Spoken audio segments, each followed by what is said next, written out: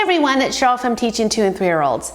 We have been spending a lot of time getting our classroom ready for a new school year. Hooray, it's almost here. But before the first day, we have an open house that is an hour long that is for our new students and their families or caregivers. And so this last week, my teaching team has come in and we've made sure that everything's in place, that the centers are labeled, that I have my packets and their registration, anything they need from our director, all of that is handed to them on their open house. So I think that we're ready. I wanted to go through what we've done to get to this point. So first of all, when we came back, we had our staff meeting, and then from there, we started labeling everything. So we labeled our cubbies, and we labeled our coat hooks. We printed off the family photos. So I printed them, I laminated them, I've hung them on our family board. I've made sure that our centers are labeled, and this is a freebie that's over on Teachers Pay Teachers in our shop. I'll drop a link in the video's description. This is brand new. I added photos in most of the centers that show pictures of what the children do in that center. We also added some labels in our block area, and this is also a freebie on my website. We went through our cabinets. We made sure that we had fresh paint in our little squeezable bottles. I actually got way down in the cabinets below that no one wants to go down there, pulled everything out, got that all cleaned up. I wrote the children's names and birth dates on our birthday banner. I hung that. That's also a free printable that I'll drop the link in the video's description. Once we had all of that taken care of, then we fine-tuned the classroom. I actually share this classroom with the 3s class. So my class meets on Tuesdays and Thursdays in the morning, and the 3s class meets Monday, Wednesday, Fridays in the morning. So we're a different set of teachers, so we made sure to meet before school started to talk about what we'd work in each center for both of us. So what I'm going to show you today is how it's set up for open house. And when the parents come on Wednesday morning, and I go over some highlights on what is going to happen this school year, things like talking about potty training and extra sets of clothes and how they'll get messy during the school year, not to send them in special clothes, all those little details that you need your parents to know. I have it all on this in this little handout. And while the parents are here and while their children are playing, that's when I kind of quickly go over this. And then they have plenty of time to get to know the classroom.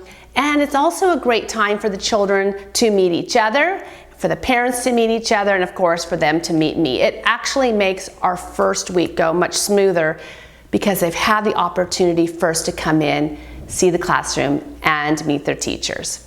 So let me show you how our classroom is set up. So how we have our classroom set up for open house is very similar to how we will have it set up for our first day of school. So I want the parents to get an idea of how our classroom is going to be set up for that first day. And I also want them to be able to see each of the centers. So that is why I have center signs up, as well as photos, colorful photos that really kind of capture the hands-on learning that takes place. And I feel this is especially important in preschools that are play-based, because so much of what we learn is hands-on, and it might not be what is sent home in a cubby. So I want them to understand that when they come to visit and see how everything is set up. At our light table, we have our magnet tiles, and this is the first time I've done magnet tiles at the start of the year. I usually always use our color blocks, but another classroom is using it, and that's fine. We have 4 different classrooms in our preschool, and so we share everything. So I know they're going to love the magnet tiles. They're always a big hit whenever we put them out. Science is very simple. We have some magnifying blocks. In our dramatic play area, we have food, and we have the dishes and pots and pans, and of course our baby dolls. In our block area, we have an assortment of blocks, cars, people, we have big animals. At our table activity area, we have some puzzles, and we have a counting activity and a color matching activity. And over on our easel, I'm not going to be dealing with paint at the beginning, especially not at the open house, so we have colored chalk in that bin. We've covered our writing table with paper because at the beginning, our students usually just want to do big movements with markers rather than having individual sheets of paper, although we do have that as well. That's offered in the little paper holder. And over on our vertical magnetic board, we have our jumbo letters and we have some numbers. The sensory bin has been set up for the 3s class. I will not be using the sensory bin at the beginning because I found that it takes a lot of management. I usually wait to introduce the sensory bin, but we'll see. I also might change my mind. I've been known to do that. Our Play-Doh has our new mirrors, and if you've been following me on Instagram, I shared these in a few of my stories.